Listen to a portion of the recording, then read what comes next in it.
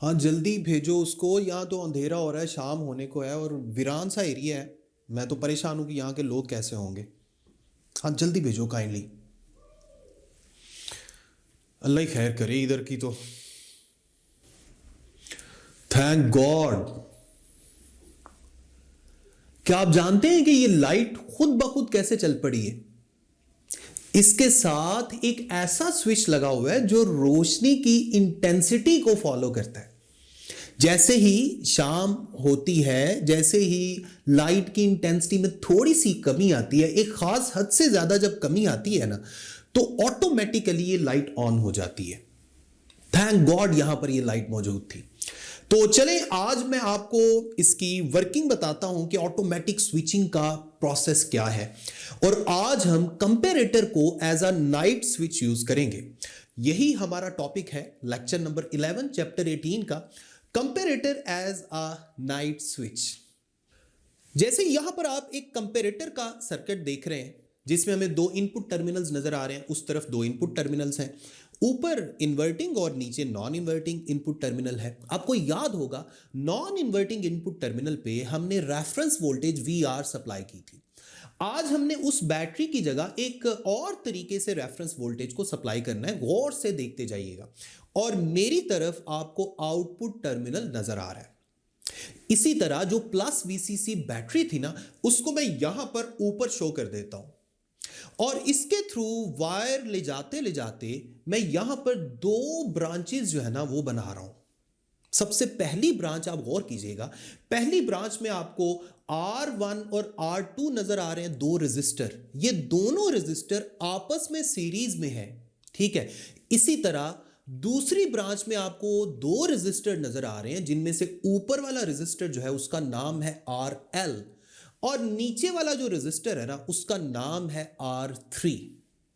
अब ये दोनों ब्रांचेस एक दूसरे के लिहाज से पैरेलल है। गौर से मेरी बात सुनिएगा, R1 और R2 का नीचे वाला जो टर्मिनल है वो मैंने कहां कनेक्ट किया हुआ है? ग्राउंड के साथ। इसी तरह RL और R3 वो दोनों भी आपस में तो सीरीज में है, लेकिन उसका भी नीचे वाला टर्मिनल मैंने ग्राउंड के साथ कनेक्ट कर दिया।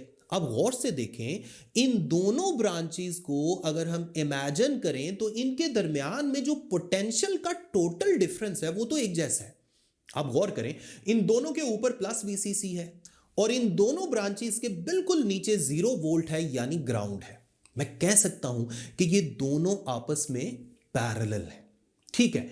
एक बात तो ये तय है।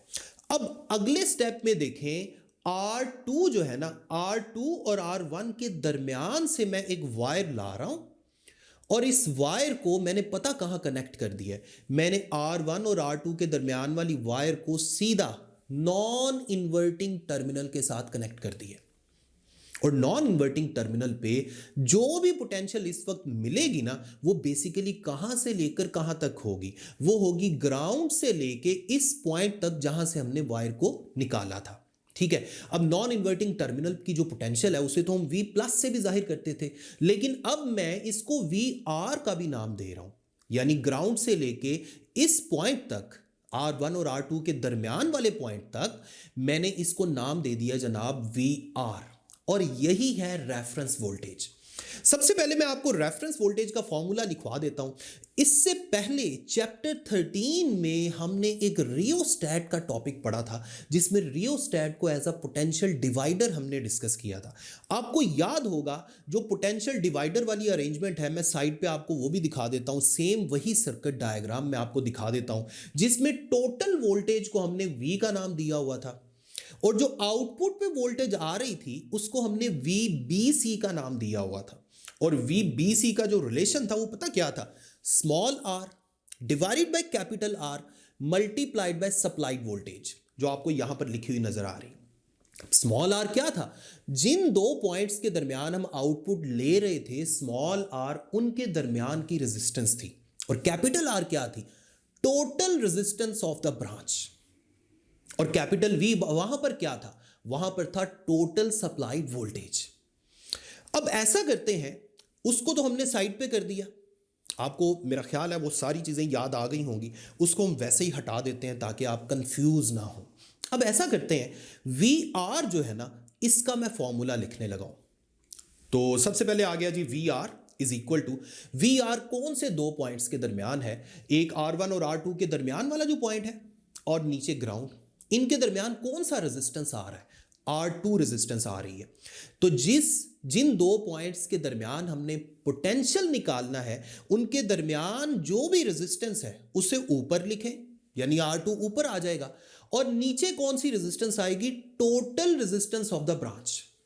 अब इस ब्रांच की टोटल रेजिस्टेंस पता क्या है, R1 और R2 ये दोनों तो आपस में सीरीज में है, तो इनकी टोटल रेजिस्टेंस नीचे आ जाएगी R1 प्लस R2, और इस सारी रेशो के साथ मल्टीप्लाई होगा टोटल सप्लाइड वोल्टेज, और यहां पर टोटल सप्लाइड वोल्टेज का नाम हमने क्या रखा हुआ है, VCC। तो मैंने वहां पर VCC लिख दिया। इसे हम नाम दे देते हैं इक्वेशन नंबर 1। अब मैं आने लगा हूं दूसरी ब्रांच के साथ, दूसरी ब्रांच की तरफ आने लगा हूं। दूसरी ब्रांच में आप गौर करें, ऊपर RL लगा हुआ है, RL बेसिकली क्या है ये भी अभी मैं आपको बताता हूं, और नीचे R3 लगा हुआ है। R3 के ऊपर वाले पॉइंट और ग्राउंड के दरमियान से हमें कोई ना कोई पोटेंशियल की वैल्यू मिलेगी, जिसका अभी मैं आपको फॉर्मूला लिख के बताता हूं। लेकिन पहले हम इसका कनेक्शन कर लें। R3 के ऊपर और नीचे जो ग्राउंड है ना, उनके दरमियान से जो भी पोटेंशियल मिलेगी वो मैं इस R1 के ऊपर से सीधा वायर के थ्रू हासिल कर सकता हूं, और ये पोटेंशियल यानी ये जो वायर है इसको मैं सीधा इन्वर्टिंग टर्मिनल के साथ अटैच कर देता हूं। गौर कीजिए, आपको ये सारा सर्किट बना हुआ नजर आ रहा है। और इन्वर्टिंग टर्मिनल पे जो पोटेंशियल है, वैसे तो हम उसको V नेगेटिव का नाम देते हैं, लेकिन इसको मैं एक और भी नाम दे देता हूं, V प्राइम का।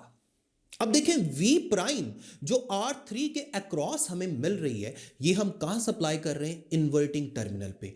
और VR जो पहली ब्रांच में थी R2 के अक्रॉस, वो हमने कहां सप्लाई की है, नॉन इन्वर्टिंग टर्मिनल पे। अब मैं फॉर्मूला लिखने जा रहा हूं V प्राइम का। V प्राइम का फॉर्मूला भी सेम उसी तरीके से आएगा। V प्राइम आपके पास आ गया, किसके अक्रॉस थी, R3 के अक्रॉस।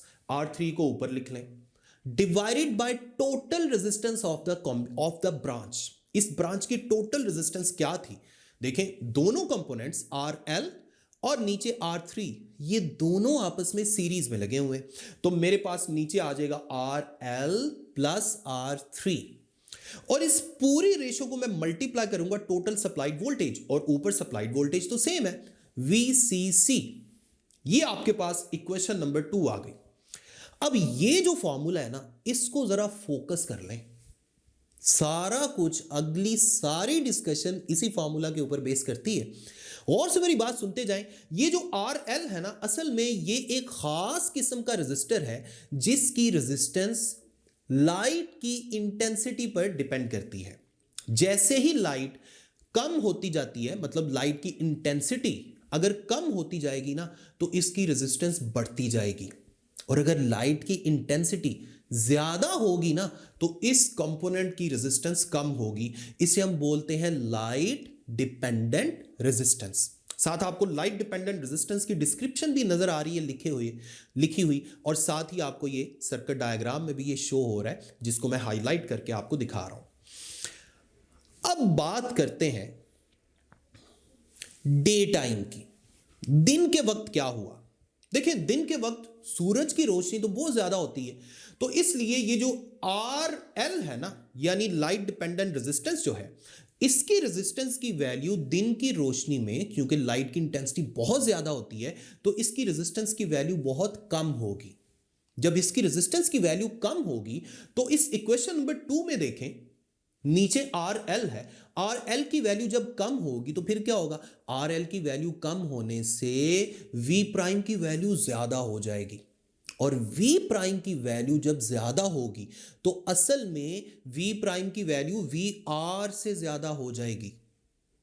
V प्राइम की वैल्यू VR से ज्यादा होने का क्या मतलब है, V प्राइम आपने कहां सप्लाई किया था, V नेगेटिव पे यानी इन्वर्टिंग पे, और VR कहां सप्लाई किया था, पॉजिटिव पे यानी नॉन इन्वर्टिंग पे। तो मैं कह सकता हूं कि V प्राइम की वैल्यू VR से ज्यादा होने का मतलब है कि V नेगेटिव V पॉजिटिव से ज्यादा है, यानी इन्वर्टिंग टर्मिनल डोमिनेंट है। और अगर इन्वर्टिंग टर्मिनल डोमिनेंट होगा तो ये वाला जो ऑपरेशनल एम्पलीफायर है ये इन्वर्टिंग एम्पलीफायर का काम करेगा और इस वक्त आपको आउटपुट जो मेरी तरफ आपको वी नॉट आउटपुट नजर आ रही है ये कितनी हो जाएगी, -VCC। और हमने यहां पर आउटपुट पे जो सर्किट लगाया हुआ है ना, जो लाइट की तरफ जा रहा है, जो लैंप की तरफ या इलेक्ट्रिक लाइट, जिस लाइट को भी हम ऑटोमेटिक तरीके से ऑन या ऑफ करना चाहते हैं ये उसकी तरफ जा रहा है। तो यहां पर जो हमने सर्किट या स्विच लगाया हुआ है वो तब तक ऑफ ही रहेगा जब तक यहां -VCC आता रहेगा। इसका मतलब है दिन के वक्त तो ये लाइट ऑफ रहेगी। तो अभी मैंने आपको जो केस बताया है दिन के वक्त का या एट डे टाइम, उसमें ये लाइट क्या रहेगी, ऑफ रहेगी।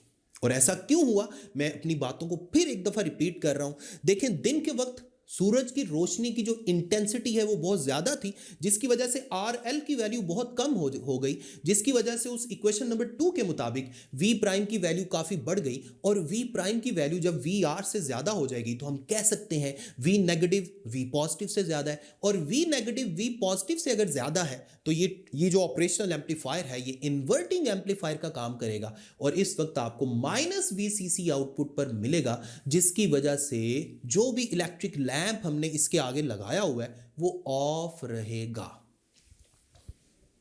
अब मैं बात करने लगा हूं नाइट टाइम की या इवनिंग के टाइम की। जैसे ही सूरज की रोशनी कम होती जाएगी, एक खास वक्त आएगा जब इसकी रोशनी, सूरज की जो रोशनी है उसकी इंटेंसिटी कम होते होते RL की वैल्यू बढ़ते बढ़ते एक खास वैल्यू से भी ज्यादा बढ़ जाएगी, जिसकी वजह से क्या होगा, इक्वेशन नंबर 2 में जब RL की वैल्यू बढ़ती जाएगी तो V प्राइम की वैल्यू कम होती जाएगी, और V प्राइम की वैल्यू कम होते होते एक खास टाइम आएगा जब ये VR से यानी रेफरेंस वोल्टेज से भी कम हो जाएगी।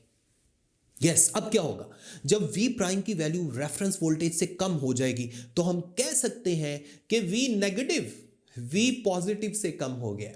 और V नेगेटिव के कम होने का क्या मतलब है कि अब इन्वर्टिंग टर्मिनल डोमिनेंट नहीं रहा, अब नॉन इन्वर्टिंग टर्मिनल डोमिनेंट हो गया है। और मैंने आपको लास्ट लेक्चर में भी बताया था कि जैसे ही दूसरा टर्मिनल डोमिनेंट हो जाता है ना, तो चाहे उसकी वोल्टेज में थोड़ा सा ही फर्क हो, आउटपुट एकदम रिवर्स हो जाती है। जैसे ही नॉन इन्वर्टिंग टर्मिनल डोमिनेंट होगा, यानी हम कह सकते हैं V नेगेटिव जैसे ही V पॉजिटिव से थोड़ा सा ही कम होगा, यानी V पॉजिटिव थोड़ा सा ही ज्यादा होगा, तो आपको आउटपुट -VCC की बजाय सीधा +VCC मिल जाएगा। यानी मैं कह सकता हूं कि इस वक्त V आउटपुट किसके इक्वल है, +VCC के। और +VCC के इक्वल जब V आउटपुट मिलेगा तो यहां पर हमने आउटपुट टर्मिनल और ग्राउंड के दरमियान एक ऐसा रिले स्विच लगाया हुआ है जिसको आप ट्रांजिस्टर स्विच, जो हमने लास्ट लेक्चर में एक दफा पढ़ा था ना ट्रांजिस्टर स्विच, वहां पर हमने यहां एक रिले स्विच लगाया और उसके आगे हमने लैंप लगाई हुई है जिसको हम ऑटोमेटिक तरीके से ऑन करना चाहते हैं। तो होगा क्या, जैसे ही इसे +VCC मिलेगा, हमने इसकी सेटिंग इस तरह की हुई है कि जब इसको एक खास वैल्यू से ज्यादा पोटेंशियल मिले तो ये ऑटोमेटिकली खुद ब खुद लाइट को ऑन कर दे, तो लाइट खुद ब खुद ऑन हो जाएगी। तो ये था रात के वक्त का सारा सामान या रात के वक्त की सारी सिचुएशन। तो मैंने आपको बताया कि दिन के वक्त क्या होगा और रात के वक्त क्या होगा। दिन के वक्त जो कुछ भी था मैंने यहां सामने आपको इस वक्त लिखा नजर आ रहा है। मैं फिर अपनी बात को एक दफा रिपीट कर देता हूं। दिन के वक्त सूरज की रोशनी की इंटेंसिटी बहुत ज्यादा थी, जिसकी वजह से RL की वैल्यू बहुत कम हो गई।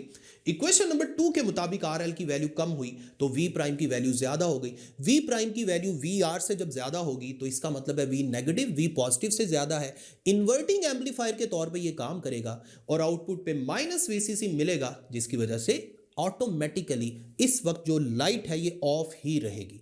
जैसे ही सूरज की रोशनी खास हद से कम होगी, ऑटोमेटिकली RL की वैल्यू बढ़ते बढ़ते खास हद से ज्यादा बढ़ जाएगी, जिसकी वजह से क्वेश्चन नंबर 2 के मुताबिक V प्राइम की वैल्यू कम होते होते खास लिमिट से ज्यादा कम हो जाएगी, जिसका मतलब है कि ये VR से कम हो गई है। जैसे ये VR से कम होगी तो हम कह सकते हैं कि V नेगेटिव V पॉजिटिव से कम हो गया है। V नेगेटिव V पॉजिटिव से कम अगर हो गया है तो हम कह सकते हैं कि इस वक्त आपको आउटपुट क्या मिलेगा, नॉन इन्वर्टिंग बिहेवियर के मुताबिक +VCC। और हमारा जो रिले स्विच है इस प्लस वीसीसी के मिलने पे ऑटोमेटिकली इलेक्ट्रिक लैंप को ऑन कर देगा। तो ये था comparator as a night switch. हमने आज इस पूरी सर्किट डायग्राम की डिस्क्रिप्शन देखी, साथ ही कुछ स्टेटमेंट्स की फॉर्म में आपको सारी बातें भी लिखी हुई नजर आ रही थी लेक्चर के दौरान।